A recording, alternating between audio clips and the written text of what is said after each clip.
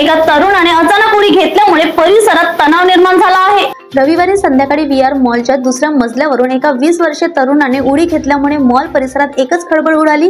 Imamwada police घटनास्थळी दाखल झाल्यानंतर जखमी तरुणाला तात्काळ मेडिकल रुग्णालयात नेण्यात आले। तपासात या तरुणाची ओळख नवीन नगर पाडरी येथील गणपत राजेंद्र तिडके म्हणून झाली। रुग्णालयात तपासणी दरम्यान जखमी तरुणाच्या उजव्या पायावर अनेक फ्रॅक्चर आढळले। इतक्या उंचीवरून पडूनही त्याचा जीव वाचला हे आश्चर्यकारक आहे। सध्या तरुणावर रुग्णालयात उपचार सुरू आहेत। आता या घटनेच्या पार्श्वभूमीवर इमामवाडा पोलीस चौकशी करत असून या तरुणाने आत्महत्या करण्याचा प्रयत्न का केला हे स्पष्ट झालेलं नाही। त्यामुळे पोलिसांनी विविध पैलूंनी तपास सुरू केला आहे। पोलीस टाइम न्यूज साठी स्वप्नील धारगावेची रिपोर्ट।